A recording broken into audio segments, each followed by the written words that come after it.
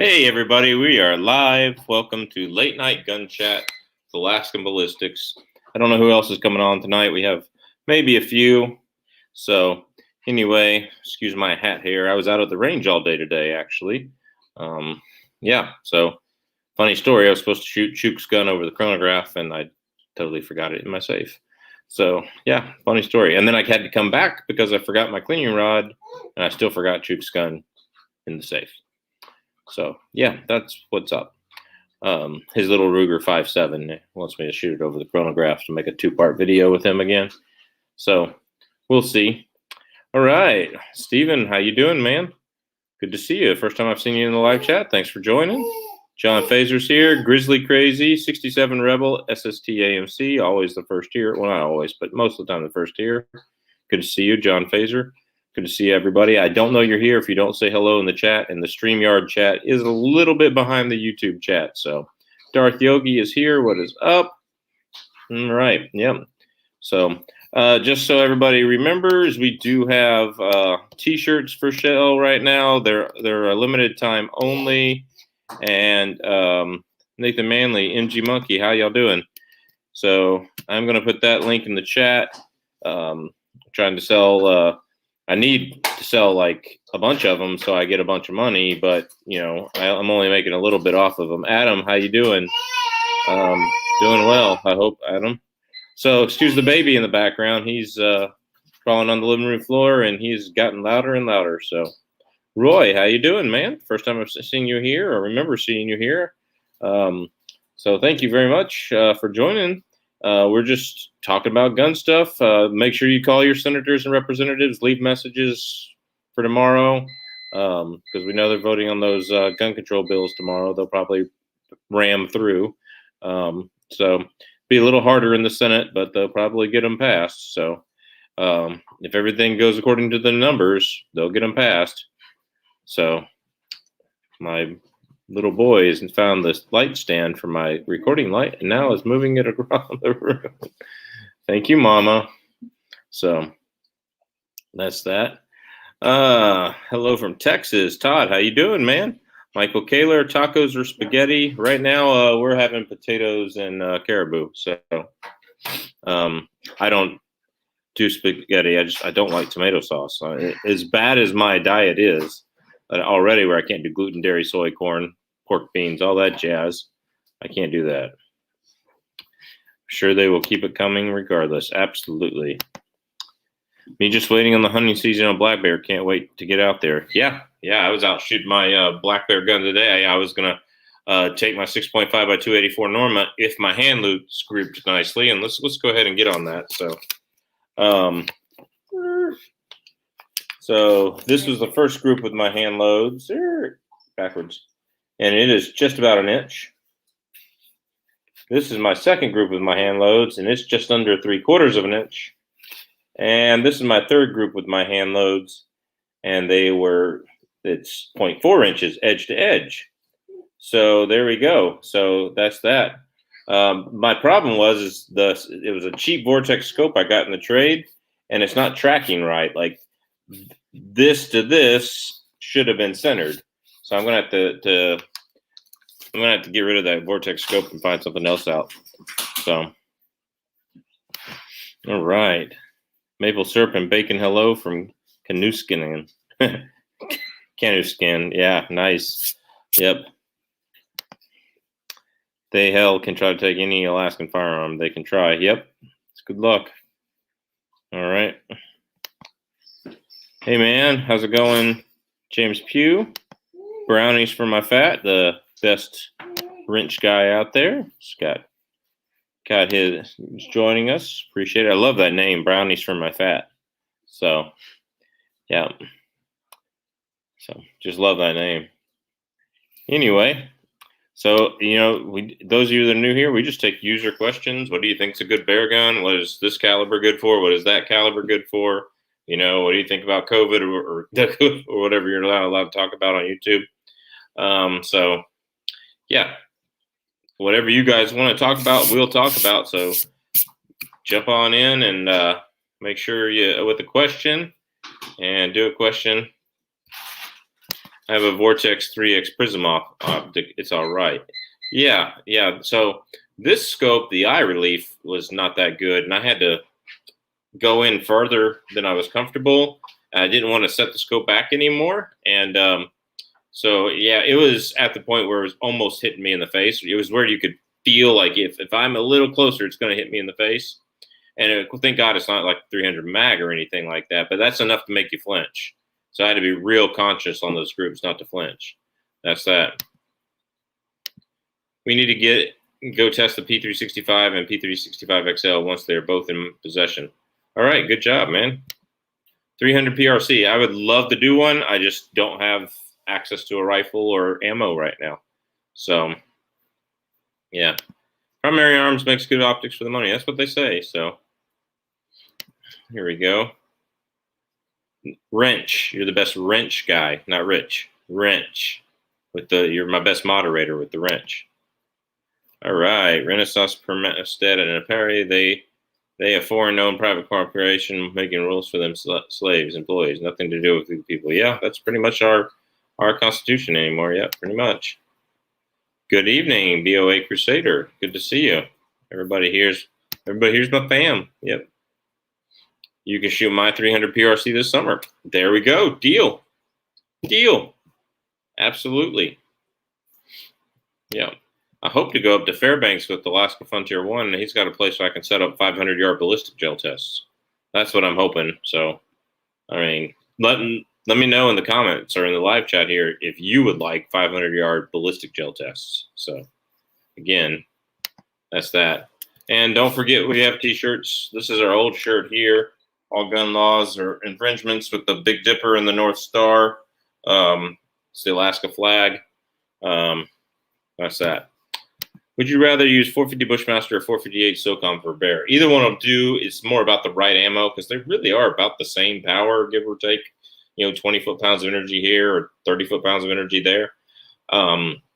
So it's more about, do you have a good penetrating bullet, like a solid hard cast, and will your gun feed that hard cast? Your gun will feed that hard cast, and you're good to go with either one. I personally would like 458 SOCOM.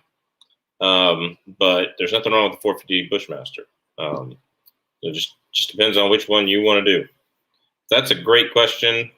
Love those questions. Keep it coming.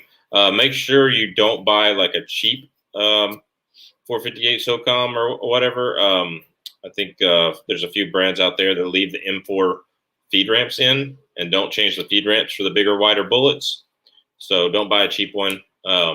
Make sure you go and get Tromix, if you're going to build those. So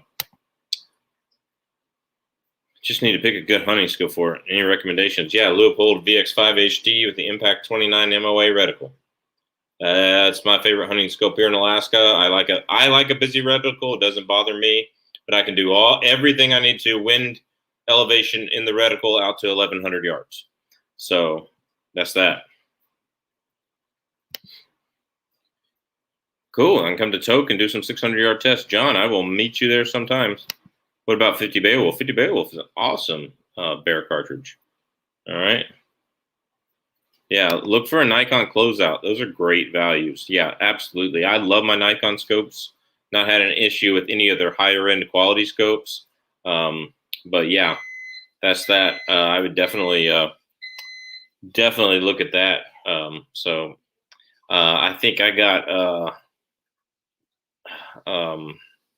a Black Force 1000 on my Bergara, and it does great. I traded Chuk that a while back, so several years ago now.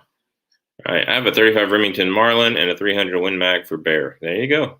That'll work. Either one of them will work with the right thing. So 308 AR pistol for woods defense. Absolutely. I would just shoot bimetal jacket M80 ball. Yeah, absolutely. I would use that for woods defense. Yep, have a good muzzle brake on it. Keep the rise down. Yeah, you probably want to wear hearing protection in the woods, but yeah, other than that, wear you some electronic hearing protection. Mr. FNH is in the house. What's that? So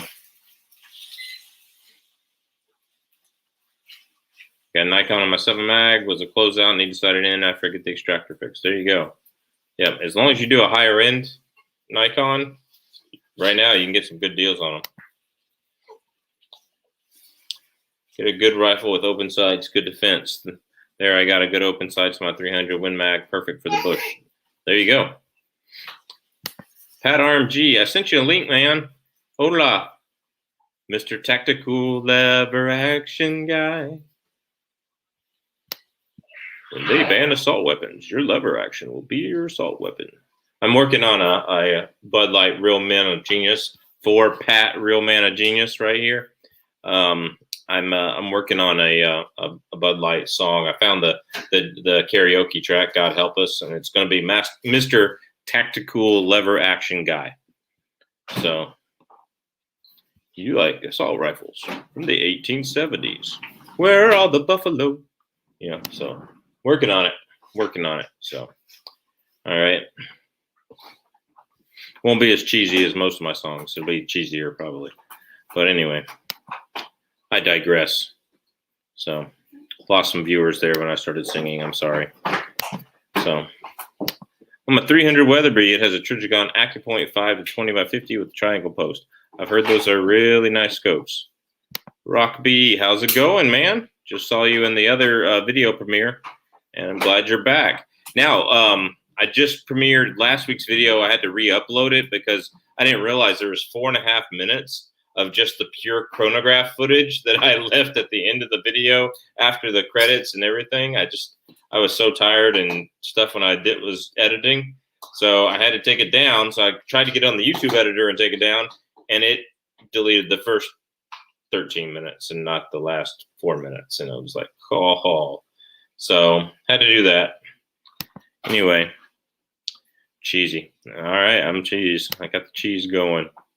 So anyway, I had to re-upload that video, and so please share it. Like, you guys sharing videos, you guys don't know how much it actually helps.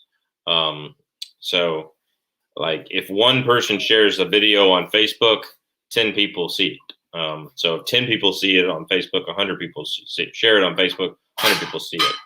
That's why Chuk and Pat and a few other guys and I have been sharing each other's videos week for week, trying to get YouTube to boast the views, because actually sharing it on the community post does a lot better than sharing it on Facebook or anywhere else.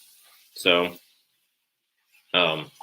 between Chuk and Pat, my 357 versus 10 mil jumped on the algorithms now at 40,000 views, which is pretty nice. So for me on the Mossberg 338 Win Mag, I got open sights as well. Perfect rifle for bushes, big bears. Yeah. 338 Win Mag is probably your bare minimum in a bolt action you want for bear defense.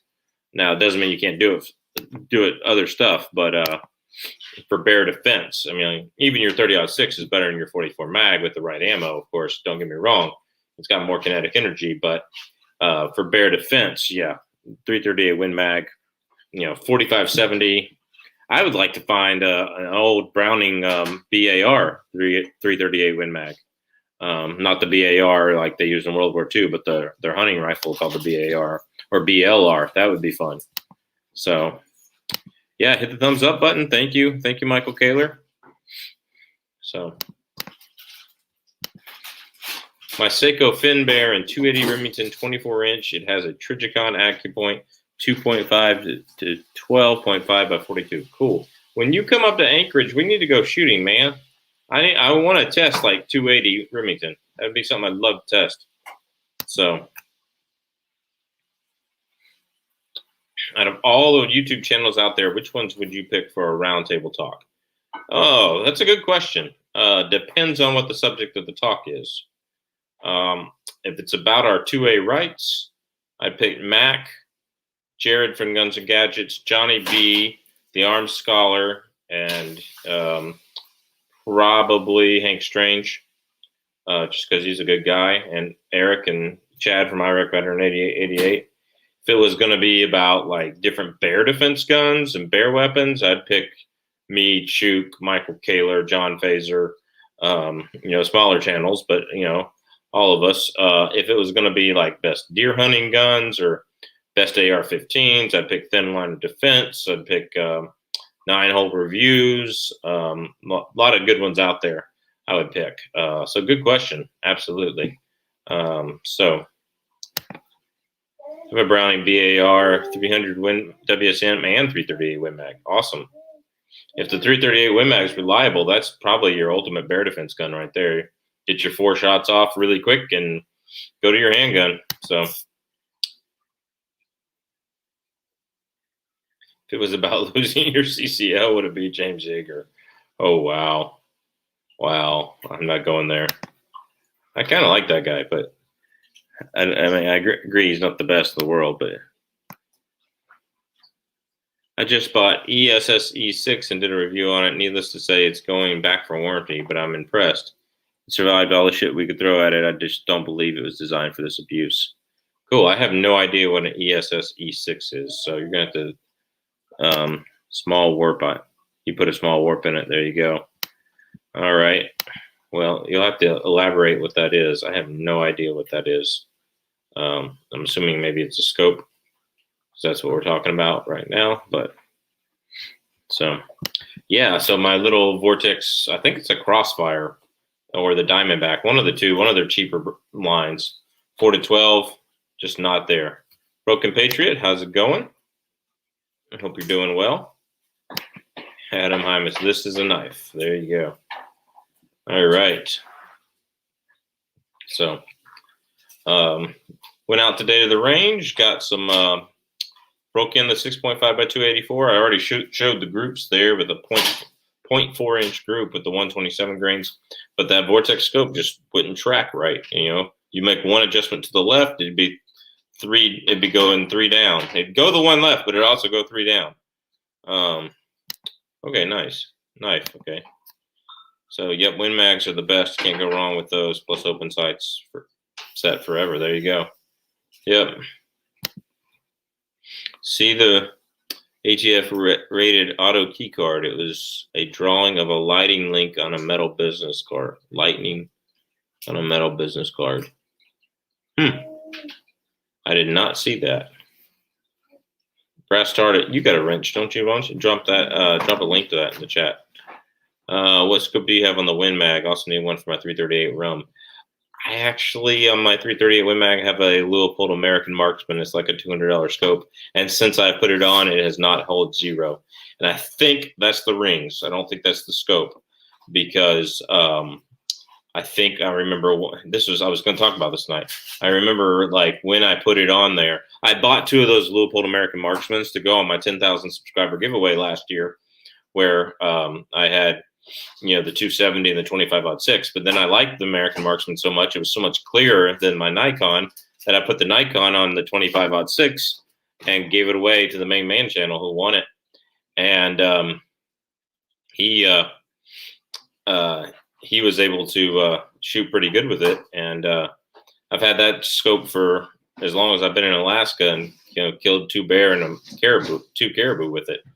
And yeah, it's pretty interesting for sure. But no, excuse me, I killed 1 caribou with it and 2 bear.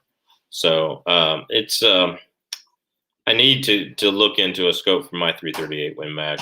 I'm thinking of going more 1 to 8 style scope, maybe or 1 to 6 type scope on the primary arms type thing. So, but I might just try, you know, getting new rings and seeing how the current scope works. That's the way it is right now. So, Seiko and the Browning BAR are real nice. Yep, they are. Good, man. Glad you're doing great. I have the Azula and the SCZ4. Wish I bought the 5 instead. Okay. I'm not a knife guy. I really don't know much about knives. So, my 280 Remington is my go-to rifle for mountain hunting. I bet. Yeah. Flat shooting, high BC. There you go. Can't because I don't have a wrench. Well, we'll fix that. Give me a second there, Brass Tard.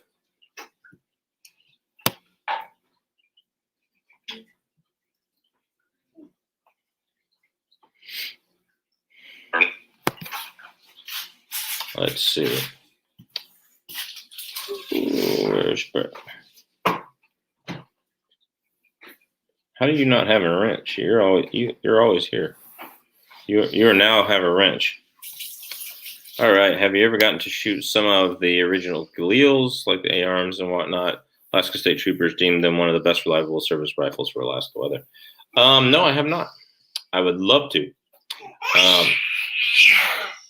Sorry, my kid is apparently happy about dinner.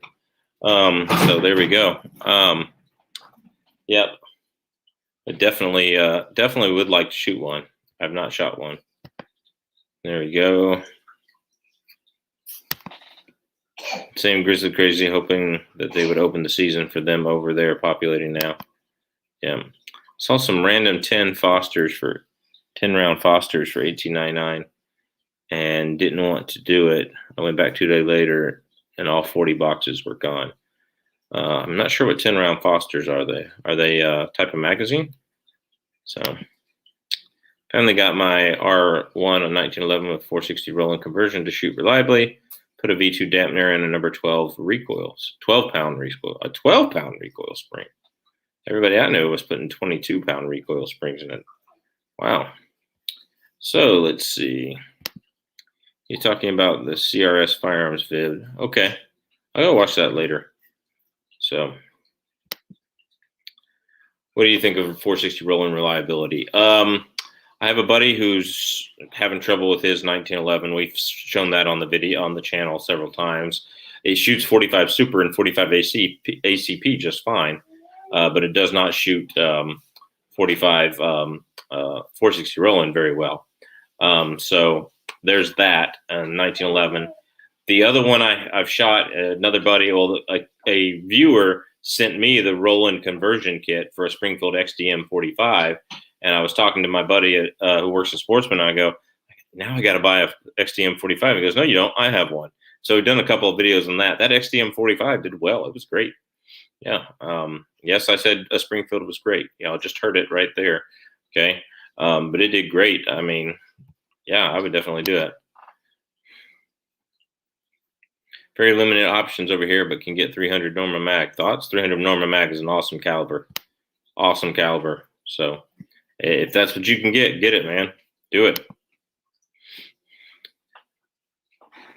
it. Speaking of wrenches, if anybody has an extra 10 millimeter that they haven't lost, I could use one. There you go. I agree with your kid. Dinner makes me happy. Yeah, me too. I was at the range all day and didn't eat lunch, and I had a little snack before the broadcast, and that's about it. So if I pass out, y'all know why. 12 gauge 1 ounce slugs. Yep, that's a good bear round, but you need to make sure you waterproof your slugs. And you use a hard slug, not a soft Winchester Walmart slug that flatten out in 2 inches of gel. So yeah, make sure you do that. So I see the website's also and left them up, letting people still order. They took the guy down a week ago. Interesting. I'll have to look that up. Yeah, that's about all the gun you use. Yeah, Michael Kaler has one. I knew there's a third one I've shot, or I hadn't shot his, but I've seen his. I've seen him shoot it. It feeds reliably. It's in the FN Tactical, right? FN Tactical 45. Definitely would recommend that one. Any aluminum scope rings? Leupold Backcountry. Leupold Backcountry. Burris Extreme Tactical rings are good, but they're heavy. The Vortex rings, the little Vortex Pros that are, yeah, they're good. If you're not spending at least $60 to $70 on rings, you're probably not getting some quality. I'll tell you that much right now. So good question, though. Steel rings are the way to go, but if you tighten them down too much, they will actually squeeze your scope a lot. So you've got to be real careful with the torque wrench, one of these little inch-pound torque wrenches that I happen to have right beside me for some reason at the kitchen table.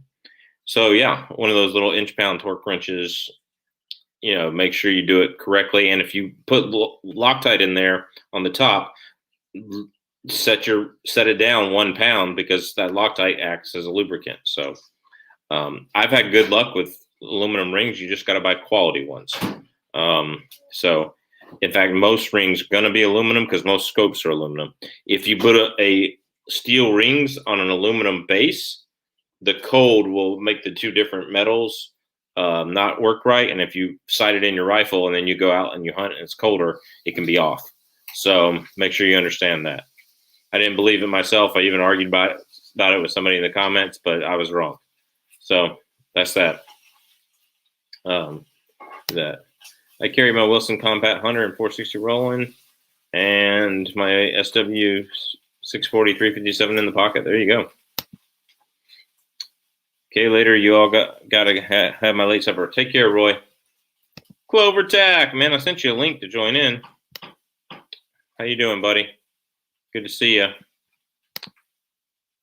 12 pounds is really light. 16 pounds is stock for 45 ACP and a 45-inch barrel. I run 12 pounds for 200 grain bullets at 850. Oh, so 200 grain bullets at 850 feet per second. There you go. You're welcome. Love me a 357. Yep, I love my 357. Is it worth it to switch Glock 21 460 Roland or stick with G20? Stick with G20. It's not worth it. You're gonna have to make it reliable, and the G20 is already reliable. Brennicky are the best slugs, but they're not waterproof. I've proved it. They are not waterproof. So they will go click if you get them wet. So you better waterproof them. 10 millimeter, check the side of the roads. I've found a ton of 10 millimeter shotgun wrenches on the side of the road. It's good to know. On the last shot, I was caught making a reference to the 300 Blackout and the 300 Winchester being the same price from Freedom Munitions. Yeah, that's kind of crazy. Yeah.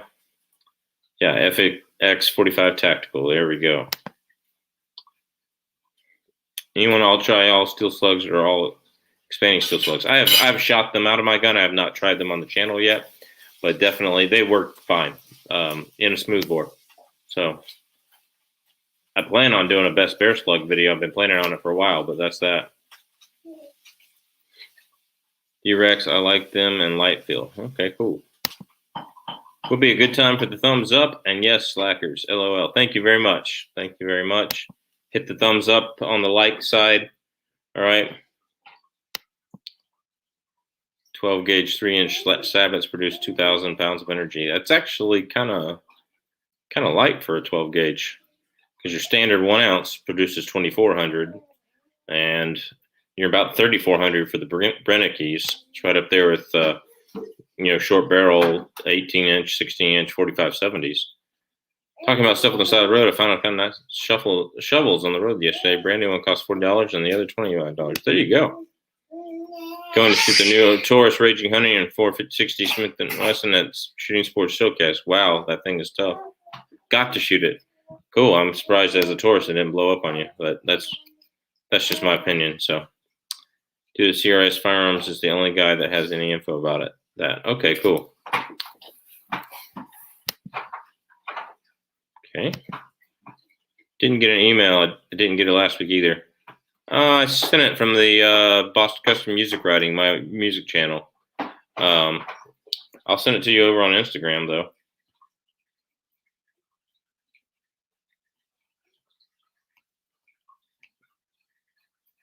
I just scrolled down. I know I've talked to you on Instagram lately. Maybe not.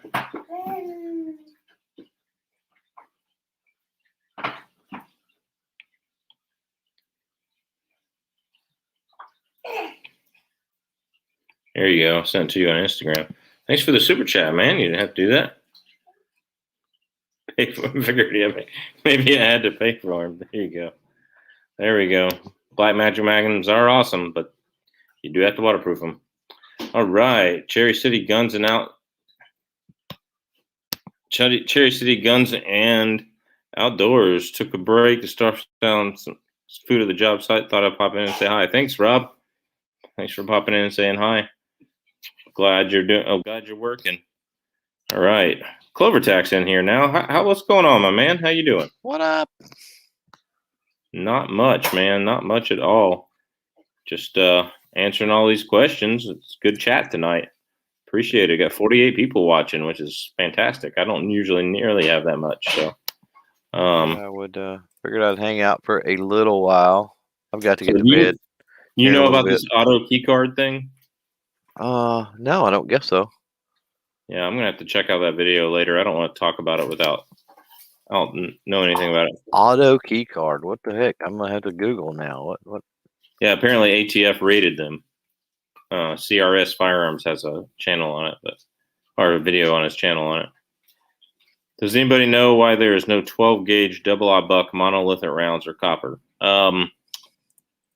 Oh yeah, because you have to have all copper rounds in California, and you're looking for double-aught buck. I don't know why there is no. That would make sense. Like that would be a good market. And they penetrate better than the soft lead that just smushes apart. So that's that. There we go. What do you think, Clover? Have you seen any all copper buckshot rounds? No, I don't think I have. Come to think of it. Why Prepper says copper is too light for buckshot. That makes sense. Now, I think I've seen some plated stuff before. Oh yeah, yeah. Various plates, but yeah, solid copper. No, I don't think so.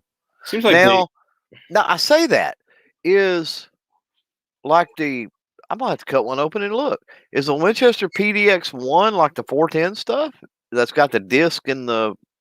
Or no. Those aren't solid? No, those are lead, I'm sure. Are the discs solid copper? I don't think so. I'd have to look. I don't know either. Steel ball bearing buckshot. You better have a good shot cup for that, though. Mm-hmm. Yep.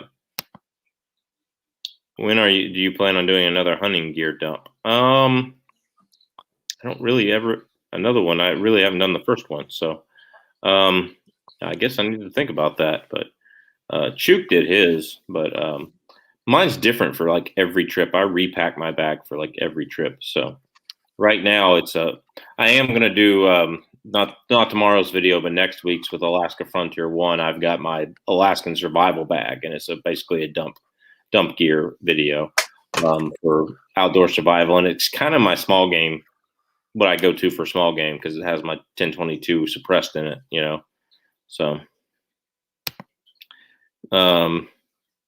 yeah, steel or bismuth might be better. You should be able to get steel or bismuth buckshot. Mm-hmm. So, and you could hand load tungsten shot. I don't know about any bird shot in all copper. You can do steel though. You can do steel shot. You can even do bismuth, but copper's just too light in that small a package, I think. Mm-hmm. When you say so, Clover? Yeah, I mean that seems to be general thinking. Yeah. Yeah. Thanks, Chris. Yeah. I use, and I've got some over there. I think maybe to number 6, but birdshot. And again, it's copper plated. Yeah, I've actually bought a lot of the number 4 and number 5 copper plated in the absence of stocking up your buckshot, since there is no stocking up buckshot. A number 4 shot copper plated high brass shell, that's nothing to scoff at when it comes to home defense.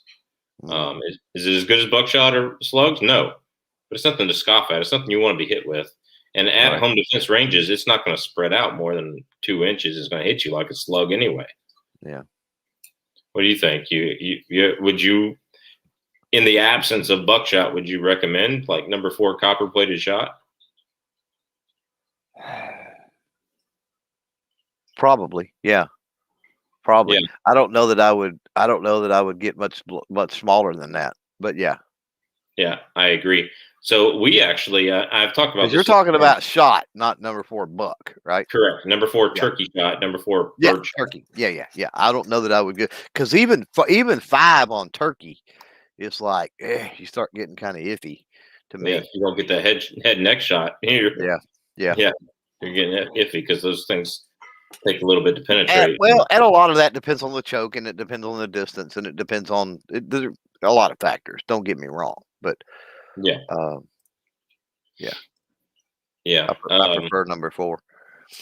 Yeah, number 4. Now, I don't know if you were on the chat when I talked about this before, but my dad and I, for home defense, used to load number 4 a 3/4 of an ounce, so very light. Number 4 copper plated turkey shot, bird shot, right? Mm-hmm. And then we would put 8 balls of number 4 buck on top of it. Oh, And that made it 1.25 ounces, according to the math I did, 1.25 ounce shell.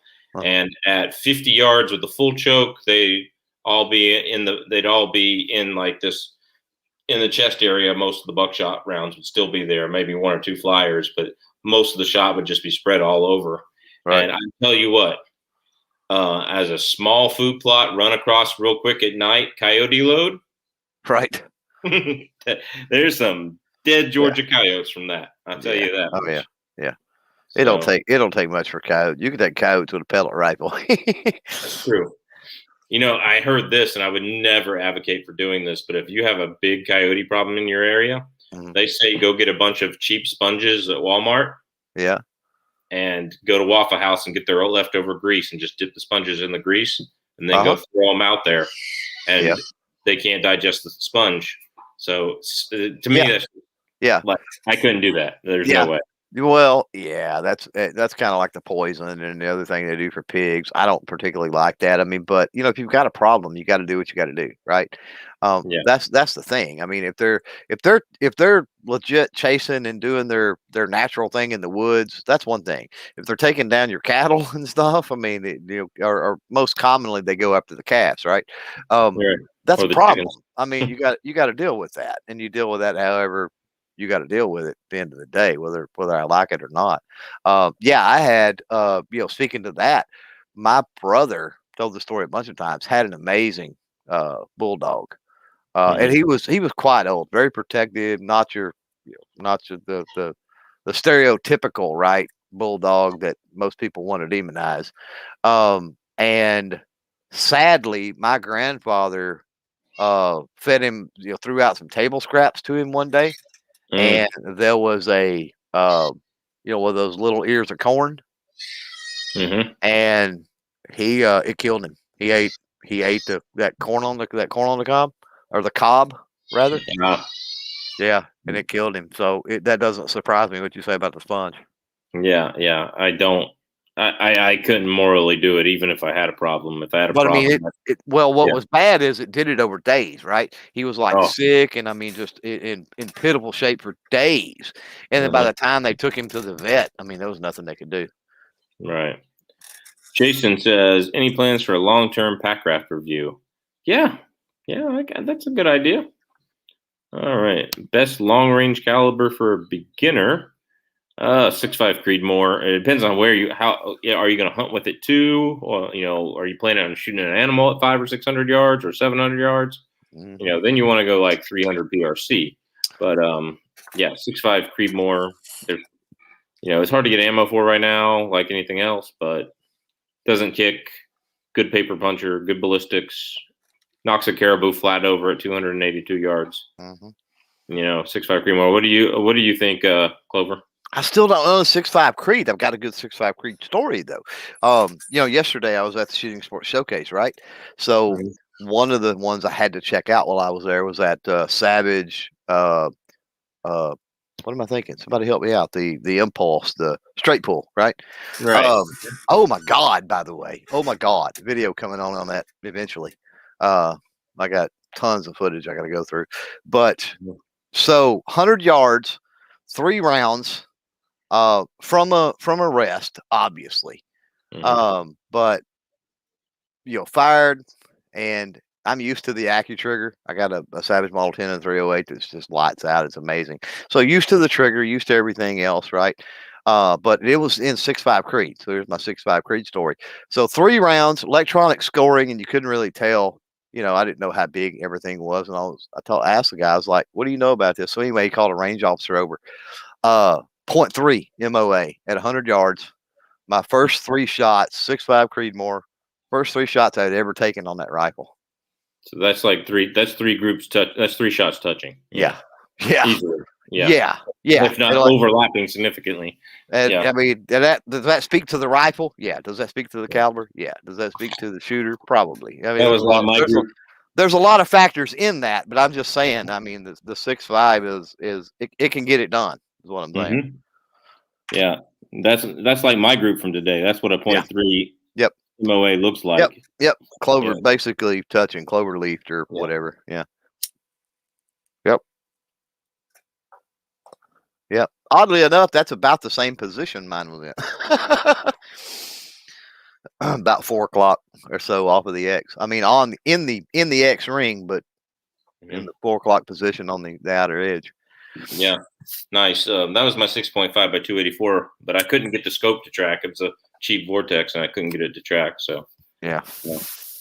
NY Prepper says turkey shot would work, but aim for the face. I did a drywall penetration with butt shot, turkey shot, and bird shot. Yeah. Here, NY Prepper, I will make you a moderator, and you can put the link in the chat. That way, we can all see your video. So I don't mind. Y'all can use. I always use my chat to be that.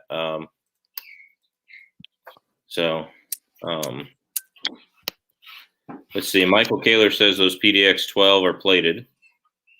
And let's see. We have best long range for beginner. I have tested copper plated buckshot penetrates a little better. There we go. Yeah. I was thinking of steel bearings, but how will I do that for a choke? Will it rip out the barrel? You better use an open choke. I would think the steel bearings, you'd want to use an open choke or any choke rated for steel shot, like steel bird shot.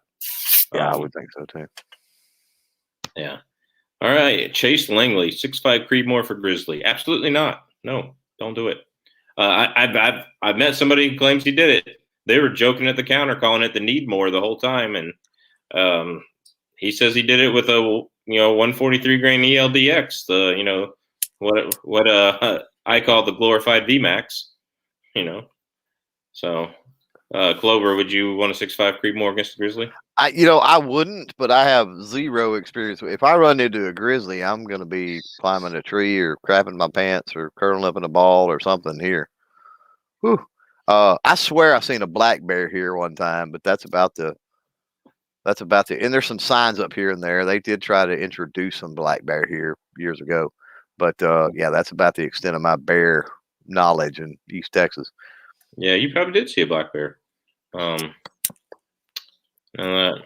Have a lot of the triple lock copper blade buckshot. A lot of kick, but actually penetrates better, less than double lock lead. I wonder if that's a speed issue or. Man, it totally depends on the load. I'll tell you that right now, because I got that Rock Island Armory, shotgun in that AG-12, right? And I'm like, okay, I'm going to play with some stuff. And I got some of those duplex. I don't know if y'all have ever played with those, the monolith and the hexalit and all the weird slugs they've got, right? And I thought, man, I've had just some standard Winchester Super X, right? Just cheap, 15 in a box, whatever they are from Walmart. And so I got out, I was running slugs through it for the video, testing some stuff. And those Super X, man, beat me to death in that shotgun. And I thought, oh my God, these hexalit, if those Winchester Super X did this, these hexalit being primo, right? I'm like, they're really going to hurt. And they weren't near what those old school Winchester Super X was. It surprised me. I was like, so I get it. Yeah, it's all the load. It just kind of depends on what it is. Yeah. Yeah. If you're able to pack in so those Winchesters are cheap and they're using a non-premium powder and they're getting a very fast burning powder. I mean, of course, shotgun is all fast burning compared to rifle, but if you get a slower burning powder in there, you're going to have less recoil even with the same load at the same velocity. Right. Like with 4831 or H1000 or Reloader 22, I don't fill my 7 mag. I was shooting some 30-06 Superformance, and granted it was a Tikka, so it was a little lighter. The other day with my buddy we were filming, and that 30-06 kicked way more than my 7 mag. It wasn't even close. So yeah, it just depends on the load, how light the gun is, all that kind of stuff, and then same thing for penetration. So. Would the Charles Daly AR-12s be a good AR platform shotgun? No, I think you're better on the AK style, most of them. I've never found a Charles Daly that was 100% reliable myself. There might be like individual guns of a certain model, but no, I wouldn't go with that personally. What do you think, Clover? What was the question? I was responding in the chat out there, unfortunately. What did Charles? The daily AR-12s. Yeah, interestingly enough, we kind of had a conversation about some of that at the very first of Ghost's chat tonight. That's a Turkish made.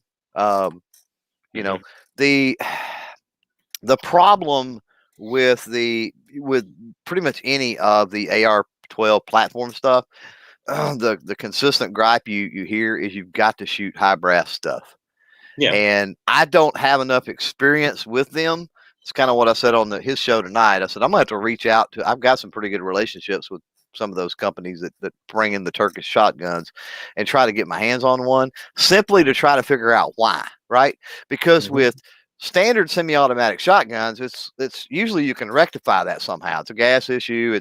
So I don't know why all of those seem to have that issue where they will only run high brass. It just doesn't make any sense. There's something going on. And I don't know if it's something that can be rectified or it's just an inherent flaw in the design. But again, I don't see how that can be either. Right. It seems like if it's an AR style, they could put an adjustable gas block on it for that, you know? Well, I mean, maybe there's something to do with bolt mass. You know what I mean? I mean, there's definitely inherent design issues that there's no way, regardless of what you do with the gas, you're going to overcome it. So, but like I said, I've got no experience with playing with it to try to figure out the issue. So I don't know. There you go. 20 gauge number 4 buck is my go-to load for shotgun home defense. There you go. That'll do it. Yeah, number 4 bucks. Me right now, if owning a 20 gauge, if you like to practice shooting shotgun, skeet, whatever, owning a 20 gauge right now here in Anchorage anyway, there's so much more 20 gauge on the shelf than anything else. Really? Yeah, it's like 20 gauge might be the gun to have right now. So like there's 12 gauge birdshot. It's usually the high brass stuff. There's a few 12 gauge rounds here and there. There's some duck shot still left over here and there. Which I probably need to pick some up before I need it for duck season. Yeah. But to be honest with you, right now 20 gauge, like if I needed to go find buckshot or slugs, I could find it in 20 gauge probably if I went to enough stores, but not in 12. Right. There's no way. Well, we're seeing more 12 here. Interesting. Than 20, and believe it or not, 28 seems to be on the shelf pretty regularly. Of course, just about all that the stores carry in 28 is birdshot, but it's more of a sporting clay type thing or whatever. But or dove. Yeah, definitely.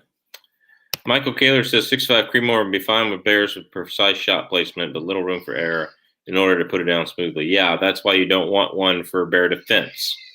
Yeah, the hunting. Yeah, I actually, after the way my 6.5 by 284 Norma shot today, once I get a little better scope on it and load up some more rounds, because I shot all but one of my hand loads.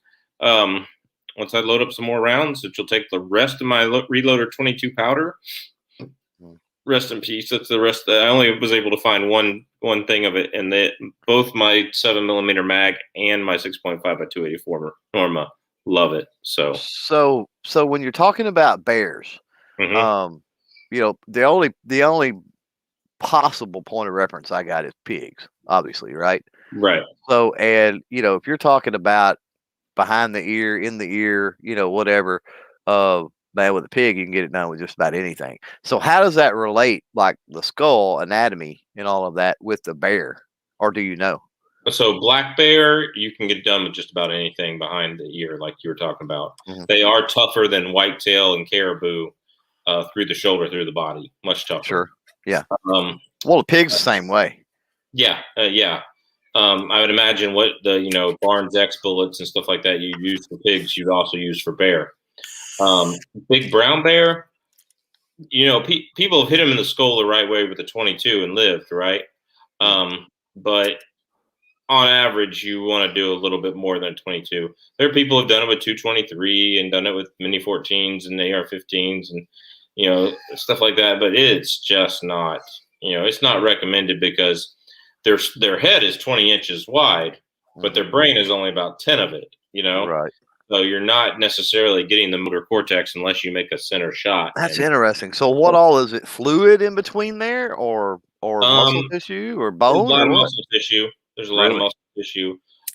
Parts of the bone are half-inch to inch thick. Wow. In some places. Yeah. You always hear it's 4 inches thick. That's only true right here, going through the note bridge of Yeah, the note. going from the front. Yeah. Yeah, going from the front right there.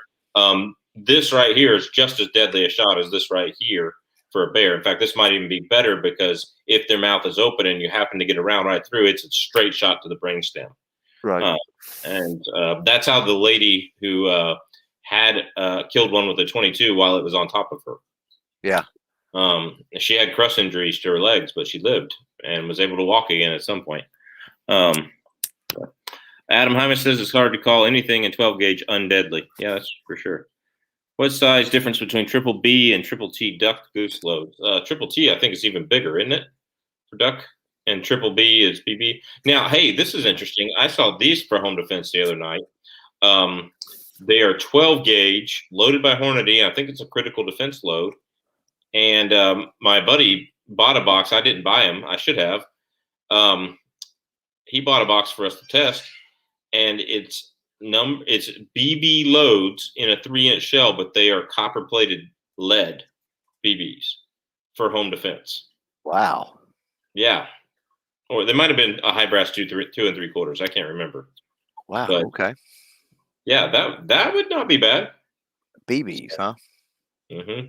Well, heck, you could just go down and buy some BBs and load your own. You could.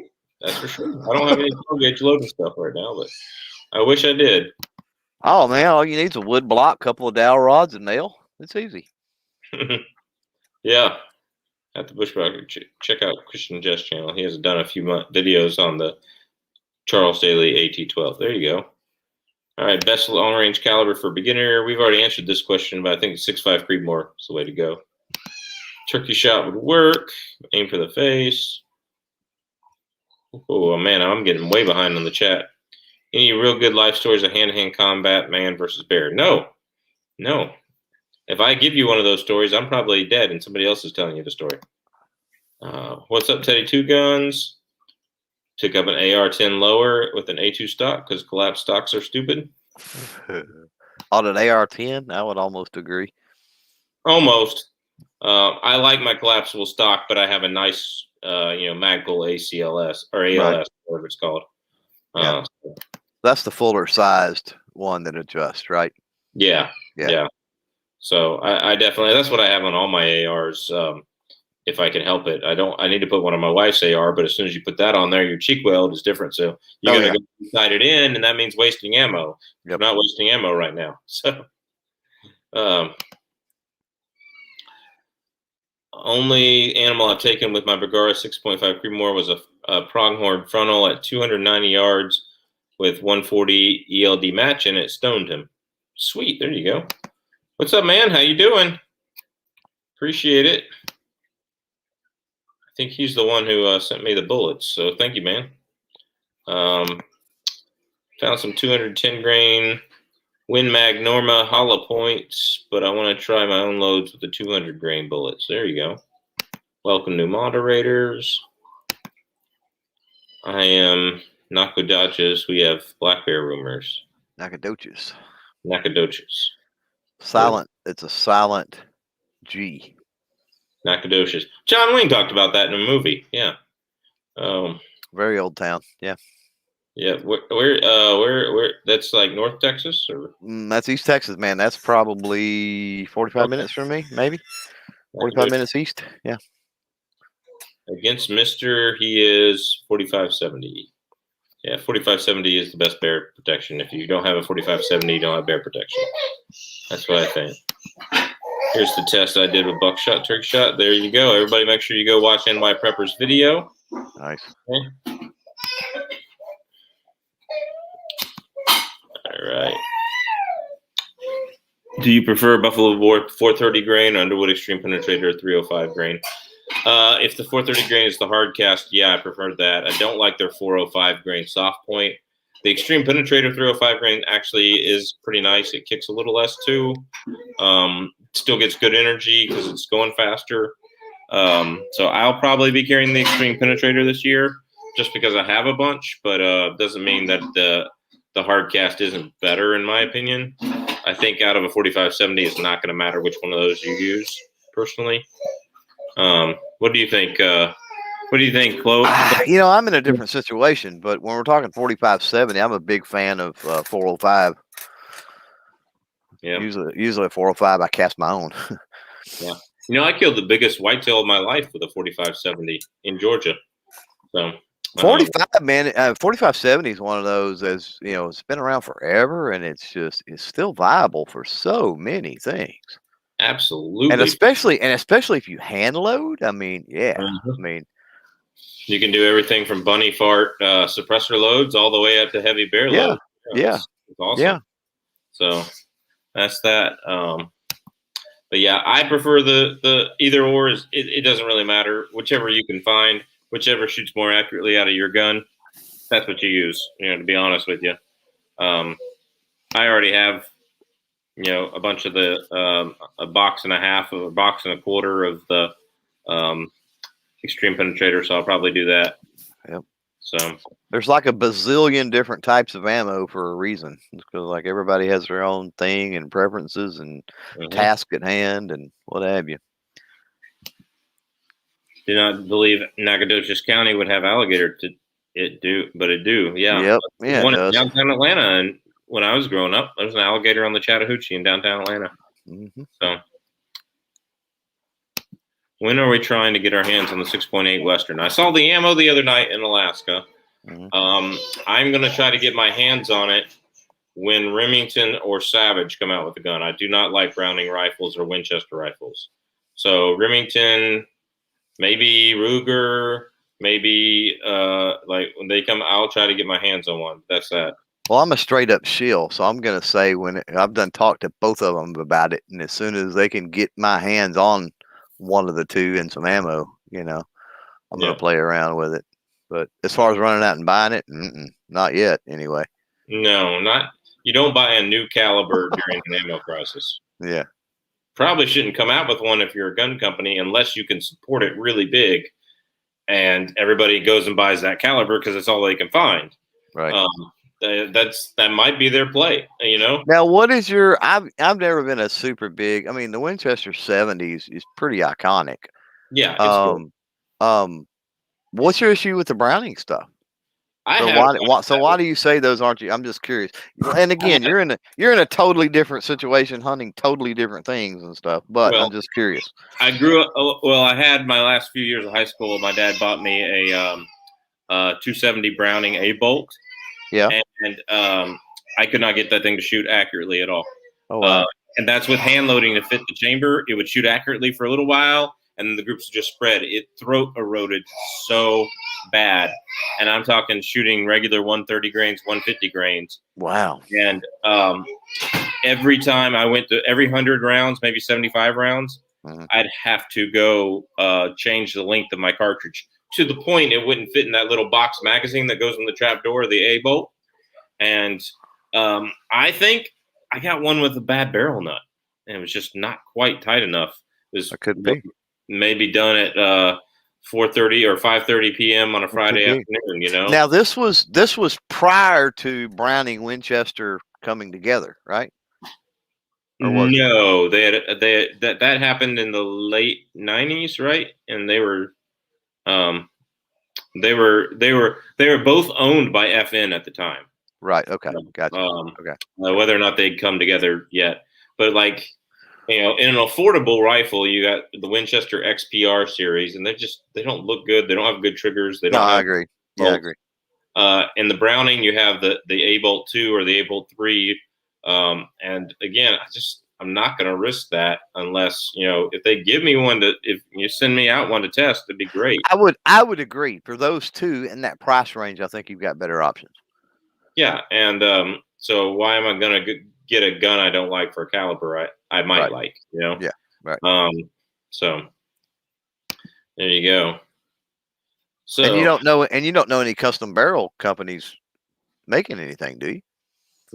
Not yet. I'm sure they would if you wanted them to, but I haven't looked into it, so just curious. Yeah, it is what it is. I'll keep yakking and get you further behind in the chat. Tell me to shut up. There you go. Yeah, actually, Taurus is going to make a 20 gauge revolver, and ATF said no because there was no handgun caliber. Or maybe it was 28 gauge, but I thought it was 20. There's no handgun caliber that could do it. Good night, Rob. It's good to see you. I'm sure you're already long gone, but hit the thumbs up, folks. All right, let's see. Crack that whip, Rob. Okay. Good night, Cherry City. 4 subcontractors on site tonight. It's like herding cats. There you go. Have you guys heard of Phil Shoemaker killing the bear with 9mm hard cast? Yes, we have. Yes, we have. He got lucky. The bear paused during his charge. And he would tell you himself, don't use it. But that's all he had, and that's what he did. If your fishing guide came out with you, Clover, if you're in Alaska and your fishing guide comes out carrying only a single stack 9mm, would you turn around and fire him right there? Probably so. I mean, that may be a misconception or whatever, but yeah, probably so. He got it done with 9mm. I mean, I don't know anything, and I would want more than that. I mean, to be honest, I want more than that in East Texas. You know what I'm saying? I mean, I'm taking the 357, 10mm, probably depending if I'm going to go revolver or semi-auto, 357 or 10mm. I'm not a big. I've got 44s, but I'm not. To me, they're just not. 44 is not comfortable to shoot. Yeah. I don't think Benelli, anybody makes an M4 clone of the Benelli. Teddy Two Guns is looking here. I know there's some good actions. Stoker has really good actions that are similar, and there might be some overseas Turkish ones that are really similar based on the Benelli action. But there's no M4 that I know about. So, right. Magpul UBR are awesome for 308 AR-10. Yeah, the Ultimate Battle Rifle stock is a great one. There you go. Okay, it wasn't you that sent them. Okay, I forgot who. I know his Instagram screen name, but I forgot his YouTube screen name. All right, but to the viewer who sent the 6.5 bullets out, SSTs, not a big SST fan for Alaska, but it's probably a pretty good hunting bullet. So for like whitetail and stuff. So we're gonna load those up in the 6.5 by 284 Norma, maybe tonight. So that's gonna be fun. I want to get the stock for my AR-15 is 6 times stronger than your normal stock, and it's used for breaching, literally used as a warhammer. You know what? The stock I want to get is the stock that you can put a pistol in on the bottom back. It's like I've got one. I've got an FAL that's got one that's that way. It's reinforced, and that sucker, man, you could beat somebody to death with it. There you go. Okay. Lots of black bear activity reported in Ocala National Forest. That in the shooting range got the new mega berm. There you go. Oh, I had Doll sheep on top of the mountain right behind the shooting range today. They're about 700-800 yards away, maybe at the most. Doll sheep. They were not scared. They were just. I was the only one there for a while, and I would shoot occasionally, and I was just breaking in the Tika and breaking in the Norma. And it was like, there you go. They were just hanging out, huh? They were just hanging out. Ewes and calves. I don't think there were any bulls there, rams. I think you should just hug your younger ones in there and thank you or luck, love. Yep, definitely. Curious what Ruger will do with Marlin. Here's what I want to know. Now that Marlin is owned by Ruger, can we please get a micro-grooved rifled 1022? Right. Because that Marlin 60 is so much more accurate than a Ruger 1022. The Ruger 1022 is a little more reliable, but yeah, if you're talking shooting a dime at 50 yards, well, it's more reliable for a reason. And I love the 60. The 60 was essentially my first rifle, but that sucker's like a Swiss watch on the inside. The Ruger is just so much more simplistic but yeah, I mean, you're right. Set up correctly, I mean, for same amount of money, right? I mean, out of the box stock 60, out of the box stock 1022. Yeah, hands down the Marlin. The $50 scope on each one. Yeah. Yeah. All things equal, same, price range, whatever. Yeah. Yep. Anaheim says if you wouldn't buy a SOM because it isn't popular enough, you should probably skip the 6.8 Western. There you go. I agree with that. What do you think about that statement? There you go. I was actually looking at the SOM because I was loading the Fort Scott munitions in my 7 rim mag, and you get the same ballistics in the SOM. Like the 120 grain out of the barns is going 3,400 at the max, and I have a 26-inch barrel in my rim mag, so it was like going 3616 instead of the 3,400 like the max load said it would be. And I was almost ready to commit to the SOM and just reloading those, but A, I can't find the Fort Scott munitions, and B, not to spoil video, but it still didn't penetrate armor, steel armor. So level 3+ steel armor, it still did not go through. And that's spoiling a future video. I am planning on buying some more ceramic armor so I don't have to shoot the stuff that's in my carrier and seeing if it'll go through that. But I have a feeling it'll go through the ceramic or at least cause major damage to it.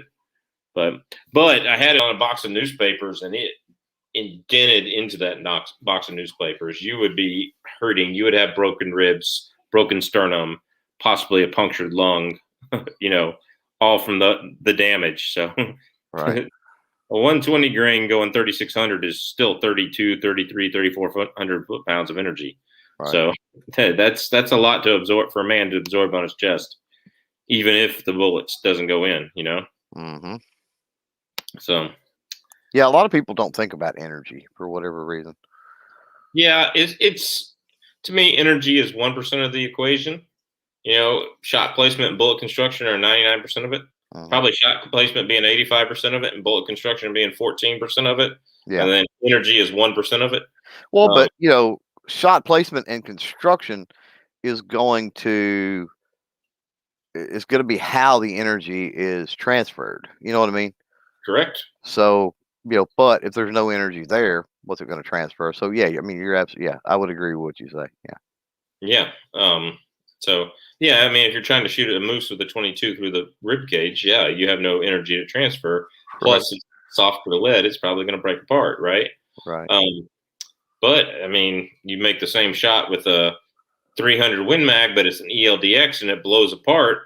It might get in there a little way, might kill him, might destroy some vital organs, but he's going to be able to run because it didn't go all the way through and cause a big blood trail, Same thing with a deer. I get people all the time tell me, "Oh, my deer ran away with 6.5 Creedmoor," and I'm like, "Well, I sledgehammered it at almost 300 yards of cow caribou. That's bigger than your deer. So you're missing either bullet construction or shot placement. You said you made a good shot. So did you use ELDX? Did you use, Nosler ballistic tips that are just going to bust apart? That's why you got to use the AccuBond and the AccuBond long range and the GMX and the interlocked and the interbond and, stuff that's bonded on the inside where it's going to have part of its bullet stay together. Even in whitetail hunting, you should do that. Yeah. Can't argue with some people. They're like, "Oh, I want all the energy to be absorbed inside the deer." I'm like, "Yeah, but you just absorbed 10,000 foot-pounds of energy in a car crash, and you're still alive." Right. Yeah. It's like, right. Yeah. A couple of buddies of mine say the G20 isn't an accurate 10 millimeter. What's the consensus on here? Huh? Is match grade accuracy compared to your tricked out 1911? No, no. But is it accurate enough to be good home defense? Yeah, absolutely. Yeah. The G40 is a better gun to begin with. It shoots smoother. It's more accurate. I shoot more accurately with it. So I bought a G40 instead. And if it's for woods carry, that extra 1.5 inches of barrel and heart, what is it, 1 or 2 ounces? Actually, they're actually kind of close in weight because the G20 slide is thicker sideways than the G40s. So they're actually not that far apart in weight. I would say go G40 if you want accuracy. That's if you want a Glock and you want accuracy in a 10 millimeter, go G40. And so far, the factory barrel has been the most accurate barrel for me. It's been more accurate than the KKM and the Lone Wolf. It's just the KKM has and the Lone Wolf have better chamber support. So, what do you say? You have? I love my G20. Yeah, and I mean for what it's used for, and for having fun or whatever else as well. Yeah, it's plenty accurate enough, man. Plenty. Yeah. The 6.8. He's saying the 6.8 rifles aren't even out yet. Freaking ammo was released first, from what I'm getting. The ballistics look promising, but dang, how are they going to do this release? There you go. Mr. Big Kid is in the house. Congrats on 20,000 subscribers. Yeah. Yep, he jumped up way ahead of me now. So, and he deserves it. He has great videos.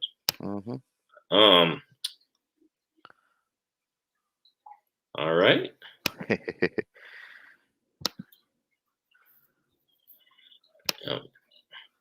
No offense, but there's no gun called a Magnum, just so you know. All right. G20 is plenty accurate. There you go. All right. So they probably skip shoot. That's true. Some people have they're literally allergic to Glocks. So yeah. Yeah, the way it fits their hand, or they just pop the trigger. Yeah. Right. Yeah, I can put anything in my hand and get it. But what are the advantages of a 20-inch AR-15 versus a 16? Well, you're going to get much better velocity depending on the load, between 150 and 300 feet per second, depending on the load. There's all sorts of different 223 loads out there. I've done several videos with 10.5, 16, 18, and 20. If you're really looking for the advantages of both, get an 18. Because in most of my videos, the 18 only has a 50 to 75 feet per second difference over the 20-inch. And to me, that's not enough to make a difference of 2 inches. If you're really wanting a DMR setup, like a designated marksman rifle, go 22-inch and get that full velocity. But as far as advantages, your only real advantage is velocity. A well-made barrel is going to be accurate in any of them. A 16-inch barrel, a 12.5-inch barrel can still be very accurate as far as out the distance when it's scoped and you're trying to shoot MOA.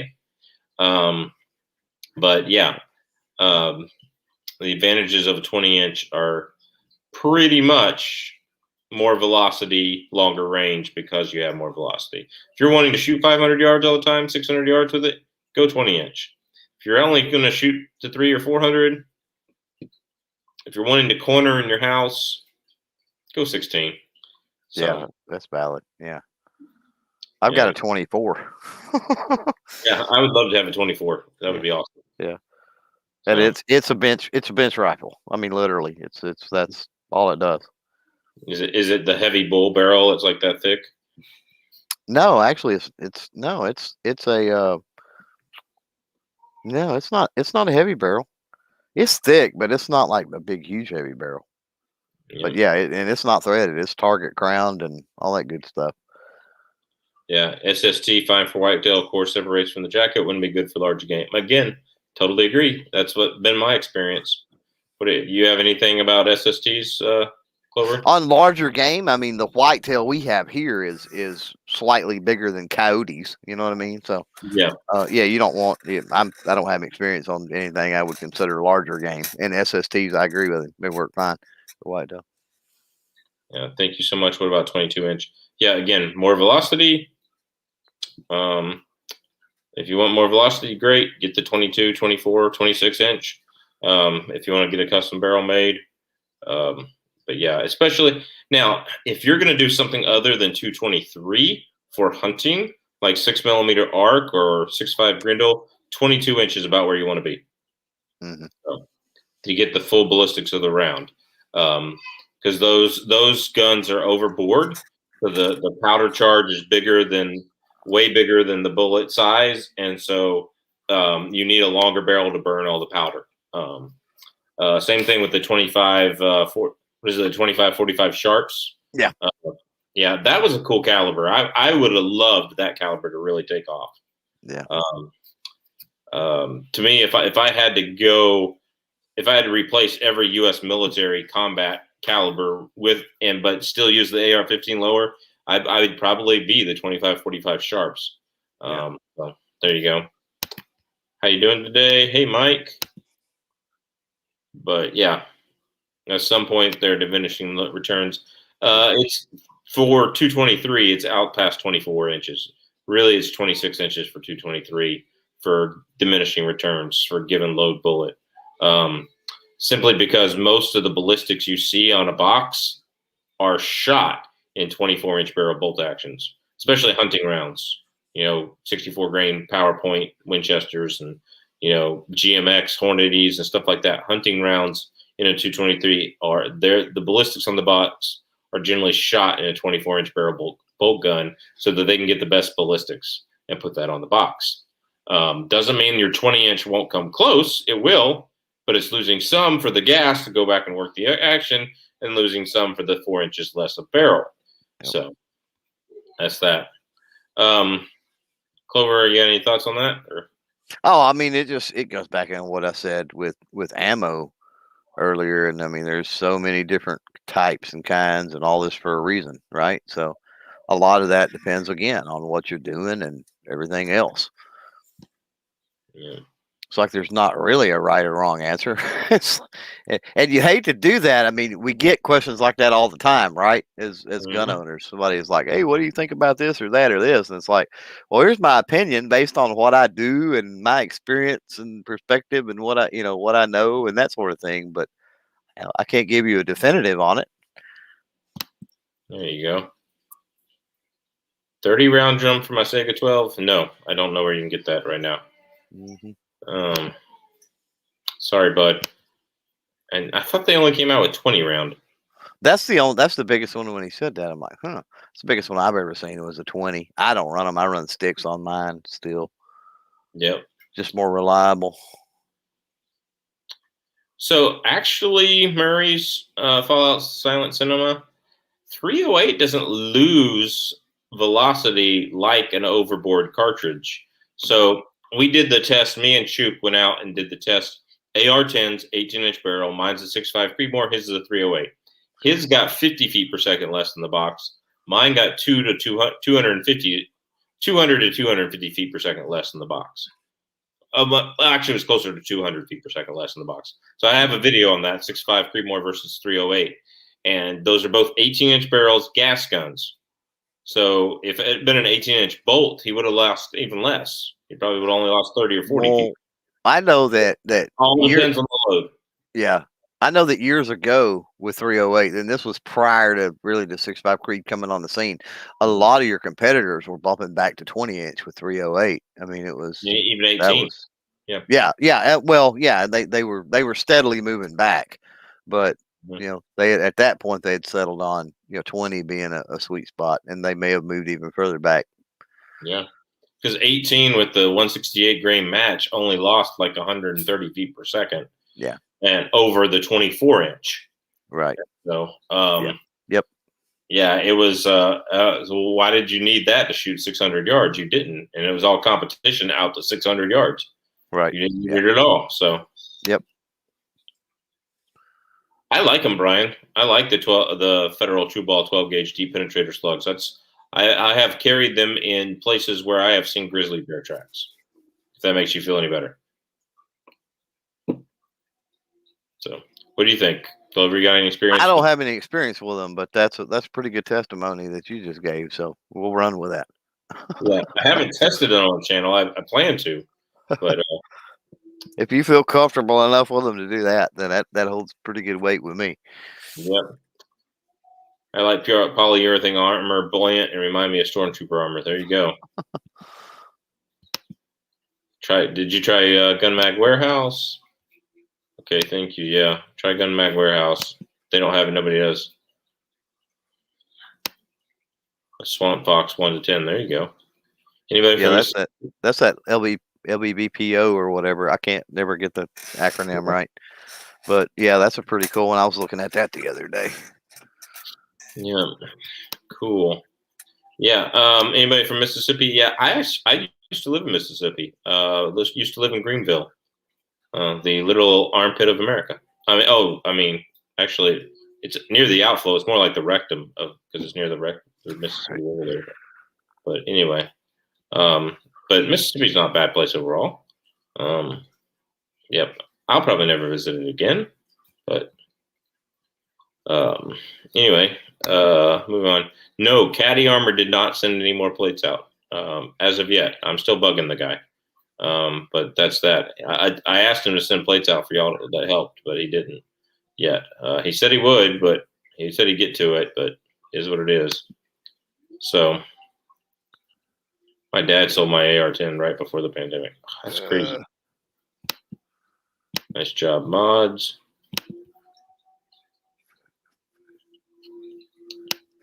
I drove through Mississippi. I'm sorry. That's like Noah selling his boat. Yeah.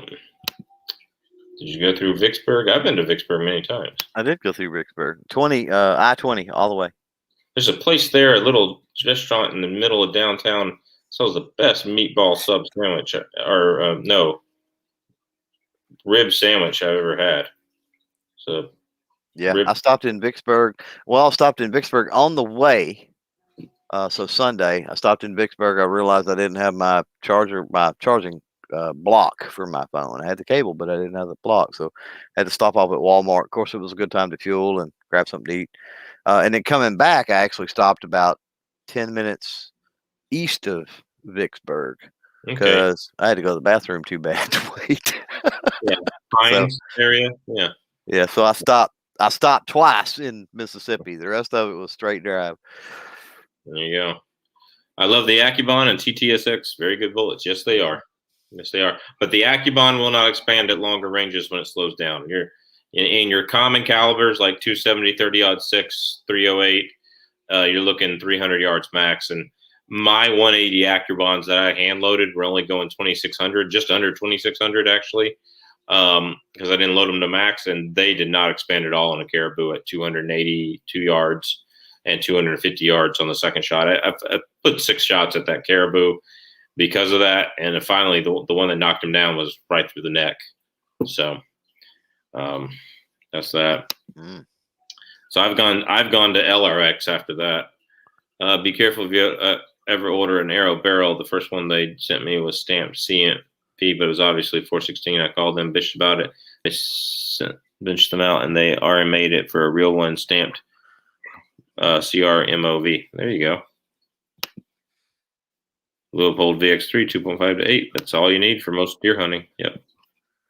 Quite obviously different metal. Cool. I've learned something new. Good to know. Great talking infants. Later, Odor. Good to see you. Have a good one. It's all about shot placement. My father uses Mini 14 pre-band for moose. He's the secondary shot in the moose. The most he has shot was a secondary shot in the moose. There you go. There you go. All right. My stock G20 is accurate. Thanks, brother. You're welcome. Cougar Magnum from GoldenEye on N64, man. There you go. Yeah, that's bringing back the day. I remember the laptop gun you could stick on the wall from Perfect Dark. That was awesome. All right. I'm going to know of a cheap source of plates for penetration testing. RMA. Look up RMA. That they have 2 plates going right now for ceramic plates, level 4 for $135. As soon as I get paid, don't order them all, because as soon as I get paid, I plan on ordering some. So are you is that for like content or whatever? Yeah, he has a good channel, NY Prepper. Have you ever read? Well, I know, but that doesn't mean he's doing it for the channel. I don't know if he's ever reached out to AR 500 Armor, but they're pretty good to send stuff out. I would hit them up and see if they'd be willing to send me some. Yeah, I might do that myself as well. I actually ordered a plate from them. It's the only plate I've ordered from them, and they wanted as much shipping as they did for the plate, and it took 6 months to get here. So I'm kind of, I've heard horror stories about them taking 6 months, 8 months to get all these sales. They are turning as fast as they can, but they sell a lot more than they. Well, and they run these crazy sales too, where you get like 2 plates in a carrier for like $99 or something. And yeah, it puts them behind.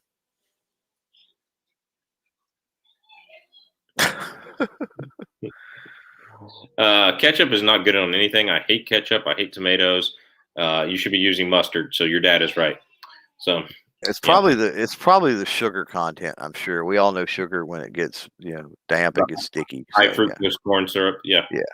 yeah. That's what it is. Sugar-free ketchup, man. Go sugar-free. You'd be good. Yeah. Gluten, sugar-free, gluten, the binding agent, binding your gun up. Yeah. There you go. Gluten, sugar-free ketchup. There you go. That's what you need. All right. I think that's what Choop paints his face with. All right. The Glock shoots a bullet and people fall all over themselves recommending it. Yeah. Glock. Yep. And you could substitute Glock for any other brand out there. So just saying. Yep. I won't talk smack on Glock tonight. Thanks, buddy. Yes, ketchup is good for an AK. The Marines conducted a test between 20 inches and 16 inches, and they figured out it is really not a whole lot of difference. So they went M4 like the Army. Yeah, that's true. All right. But your DMR setups are either 18 or 20 inches. So, yeah, there you go. Yeah, I really not a Glock guy either. Just a lot of affordable 10mm options. I don't currently own a Glock. Yeah, Glock Model 40. So if you don't like a grip angle, you can get a Lone Wolf grip frame. Yeah. So that's an interesting comment. I was not a Glock fan. Now this was years ago because my G20 is a Gen 2. But I was not a Glock fan, right? My first Glock was the G20, and I started at that point. This is how much I love the G20. That got me into actually paying attention. And I don't love all Glocks. Don't get me wrong, but the ones I've got, I'm quite fond of. There you go. Yeah, I'll never buy a Glock Model 22 because I just don't need a large screen 40, but or a large 40, but that's that. Oh, I agree. I detest the 22. Yeah, Chris Ruffether, but I like the 17. I like it in 9mm. There's a very big difference if you're shooting 77 grain SMKs. Yeah, Sierra Match Kings. Yeah, if you're shooting those, there's a big difference in velocity between 20 inch and 16 and 10.5 and all that. 20 and 24. And 24, yeah. I'm sure you've done that. Yep. Awesome chat tonight. I shoot heavy stuff through the 24. That's what it's pretty much for. Yeah, you're missing the twist versus length comparison. That's true. Yeah. So basically, buy a 1-in-7 these days. It's not going to hurt your 35 grain bullet, and it's not going to, it's not going to just buy a 1-in-7 these days or a 1-in-8. But if you have a 1-in-9, you're not going to stabilize the 77 grains. That's why I got 1-in-7 when I redid all my ARs. Right. So I'm thinking, I want to be able to stabilize those. I want to, if I can find yeah. Have I told the story on your chat before about the 100 grain 224s that I've got? Yes, you have. Go ahead. So the 1-in-7 24-inch will stabilize those. Cool. Yeah. So that's pretty cool. Yeah, that's awesome. Yeah, the 1-in-7 will stabilize just about anything with the right barrel length and everything. So just buy it. Buy a 1-in-7 if you're getting an AR. Yep. Thanks. I have a Glock 19. Yeah, me too. Got a lot of videos on it. Go check them out. I don't, dude. I don't. I'm like the only gun guy in the world, I think, that does not own a G19. And it's not that I don't care. I'm an opportunistic buyer. And the G19 is so popular that you don't see them at good prices. You know what I mean? Like on the secondary market and that sort of stuff. People don't give them up, I think, is why. So, but I do have the as far as 9mm, I do have mentioned the 17. I've got the 17L. So, yeah, I'd like to have a 17L or a 34. I haven't decided which yet. My wife loves shooting the G40. She doesn't like the smaller Glock. She likes her 43X, but other than that, she doesn't like the 19. She doesn't like anything else. I'm thinking she might like a G34, and I would much rather her have a Glock as a bug out gun than the Beretta APXs that we have. Yeah. The Beretta APXs are good guns, but there's been an issue here or there. Ammo, it was dirty, all that jazz. Like, if I pick up the gun, do I expect it to shoot reliably? Yes, I do. Right. Do I have those issues out of a Glock? No, I don't. One thing about the Beretta APX is I can outrun the trigger and it won't let it reset because the trigger's lighter. And I also, because the trigger's lighter and where my finger hits, I also tend to jerk it down more on it and shoot down more. So I got to spend a lot more time behind that gun, but you just can't do it right now. Right. And so I'd like to her to have a 34. So if I find a good deal on a 34 or a trade or something like that, I might have to look at a model 34 as a trade, but or a good deal. But just because she loves shooting the G40 10mm. Like if she goes walking, she has the G40 10mm on it. And for all the guys that tell me, oh, the G40 is so much heavier than the G20, I just look at them and say, my wife carried it 8.5 months pregnant back to the falls and back right here. So, it's like 1.5 miles each way. So Thunderbird Falls. Yeah. Yeah. I'd go G19, but for a solid P80 build. There you go. Dinner served. See you, man. Yeah, so is mine. Mine's waiting on the counter for me. So, all right. I heard he did 2 ARs with 80% lowers. Yep. Alliance Armament made a 30-round chum. Oh, cool. So we'll have to find them. Good luck. All right. 100. Kind of pissed I can't find any more Ruger serialized AR strip lowers. Those are my favorite. Okay. Yeah. The Aero Precisions are good if you can find them.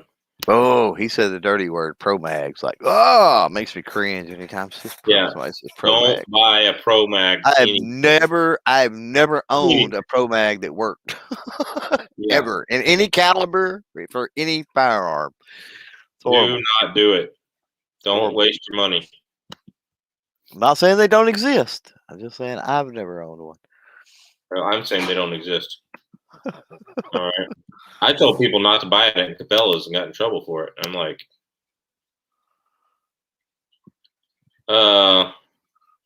you can't. Do you have a drop-in auto sear legally? You can't own that legally without the things. Mm-hmm. So sorry, buddy. Wish we had grizzly bears in Texas. No, I don't. Take that back, bro. Hopefully he's a long way away from me. Good to know about 223 barrel length. Yeah, I wasn't sure what it was. There you go. Oh, and lower twist rate, heavier bullet. It can shoot his understanding 1 in 8 twist or 1 in 7 is what I go to 5.56. What I tell people is, look at my hand size. Okay, compared to my face, do not have the hand size of Peyton Manning or Tom Brady. Right? Put an NFL football in my hand and ask me to throw a spiral with it, and you're going to get a duck that you can shoot with your shotgun 10 times over in the air, right? Right, yeah. But if you put a middle school football in my hand, I can zing that ball 30, 40 yards on a spiral, okay? And I'm not a quarterback, don't have an arm, right? So it's all about, if you put one of the elementary kids in there, it's fine. But if I give my elementary-sized footballs to Peyton Manning with those big old hands, he's not going to be able to stabilize them either. Because it's too small for him to throw a spiral, he probably could with some practice, but that's what bullet twist rate is like.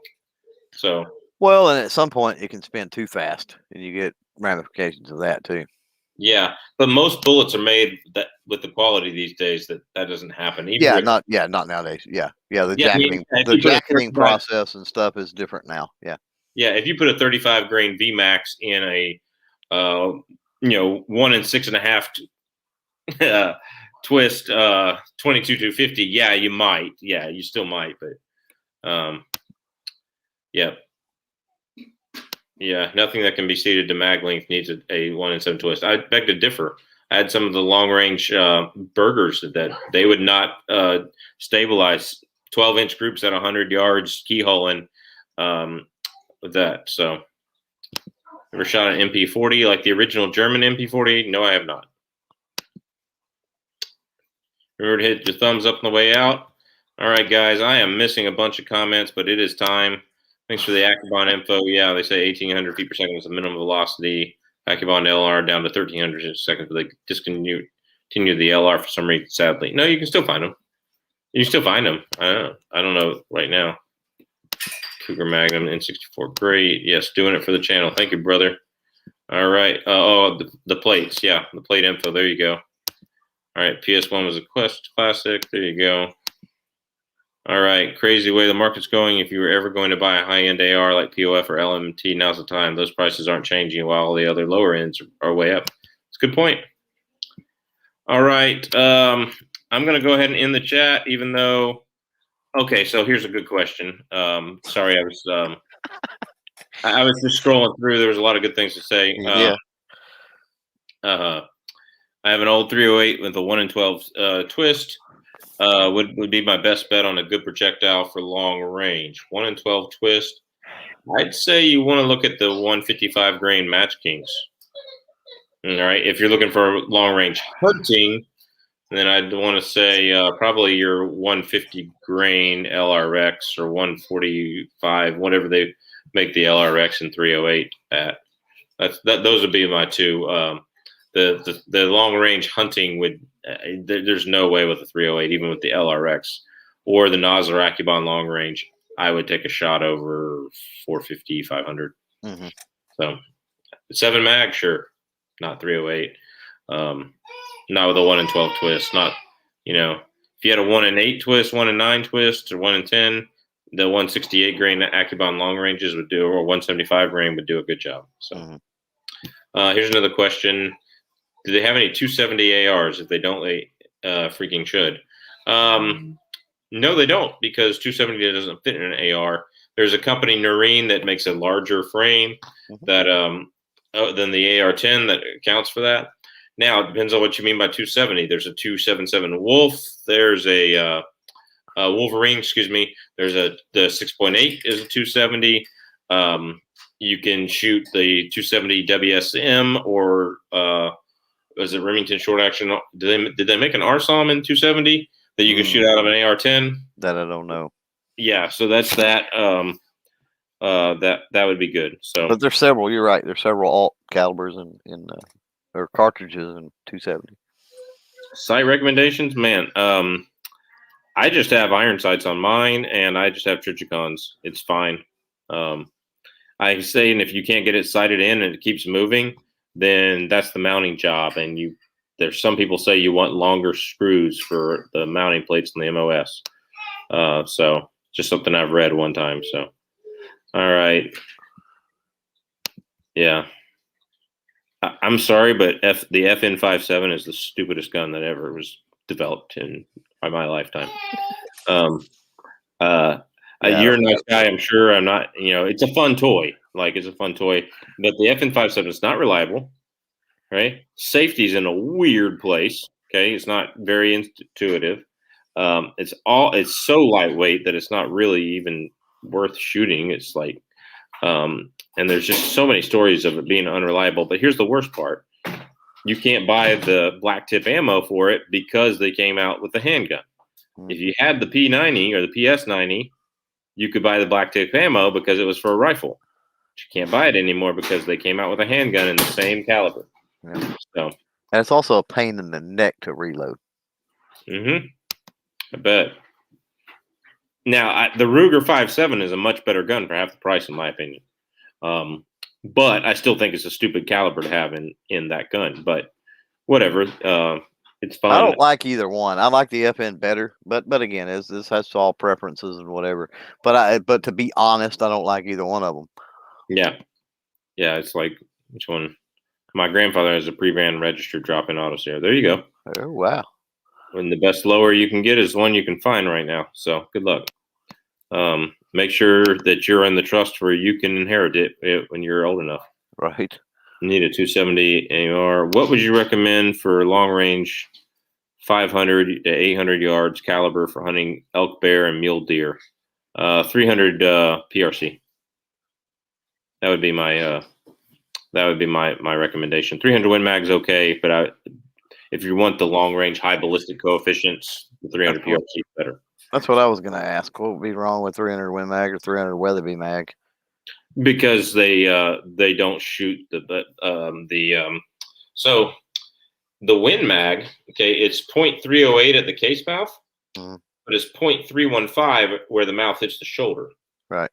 And so the bullet goes in, it can do this going down the barrel, which causes some weird barrel harmonics. And extreme long range, 1,000, 1,200, it just won't stabilize the heavy long range high BC bullets. Right.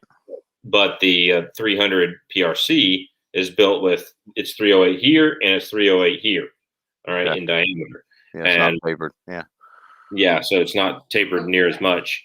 Nothing wrong with 300 Win Mag. A 300 Win Mag would be my next rifle purchase if I can find if the YouTube advertising money and the Patreon money and people buying the T-shirt sales, which I'm going to go ahead and put the link in there again one more time because I need at least 3 more sold to get printed. Yeah. Oh, and while I'm here, let me share the screen on those because they look cool. The back is actually just going to have Alaska Ballistics on YouTube. It's not going to have any of this because this was copyrighted and I couldn't use it. So that's that. But anyway, just thought I'd show y'all and let y'all know. But anyway, that's that. What's my pressure on the 6mm ARC? I think it's a cool cartridge.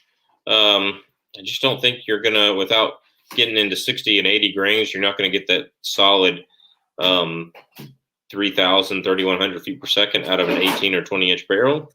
So you really need the 22 inch barrel for that. So that's that. All right, everybody. Shook's intro is a little too weird, even for me. Yeah, I agree.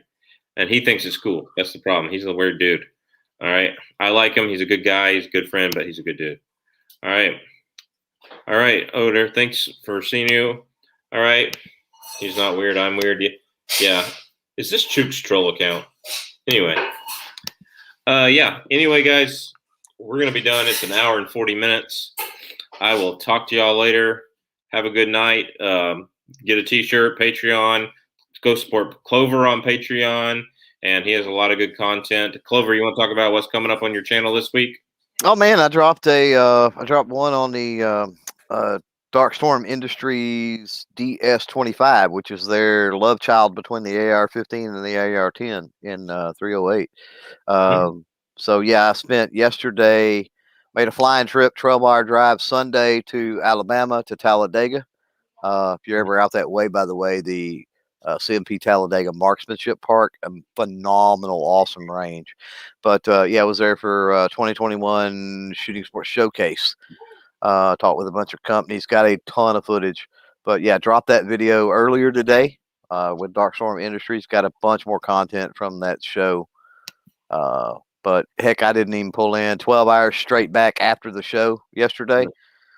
And pulled in about 6 o'clock this morning, got 3 hours sleep, and then started editing videos. So I'm fixing to go to bed. I seen you go live, and I thought I'd jump on with Chuck for a little bit because I get to talk FUD stuff here. When I'm over there with Ghost, it's all like AR-15 and tactical stuff. So I gotta have my FUD fix every now and then, man. I like to have talk it all, talk it all. Yeah. AR-15. Defensive Glock 19. I do too, but you're like, well, you're double barrel, yeah. whatever. Well, you're more like me because you're like well-rounded and all of that, right? So Trey, he's not, he doesn't own revolvers and he doesn't own lever actions and he's kind of limited and all that, which I love him to death, but Yeah, he's a great guy. Yeah, everybody's got their own thing. I've said that like 100 times on your show tonight, but there's nothing wrong with that. But yeah, I can get my FUD fix here. So thank you. Yeah, no problem. As long as you don't say that stupid FUD joke of putting your guns in a boating accident. I'm tired of that joke. Oh, I've got the reverse. I lost my boat in a firearm accident, man. It was tragic. See, that's funny. Thank you for making it funny. Yeah. I just hate it because it was horrible, man. Horrible. Yeah. So Jack here wants to know, can you use .452 FTX? Is that something you could load for right now? Can I? I'm sure I can. I load for like 40 something calibers. So I can't because I need .458 for 4570. I don't have a 45 Colt or anything that would take a .452. Yeah, I've got tons of 45 Colt. So there you go. Yeah, that was good. Yeah, hit me up, man. If yeah, hit him up on Instagram. We'll talk, make a trade or something, figure out something. Yep. All right, guys. Tomorrow is a 7mm 08 Fort Scott 2E ammo again versus Barnes. So we'll talk at you later. God bless, Patreon, all that jazz. God bless. Take care. We will see you at the range. Get a T-shirt before they go. All right. We will see y'all later.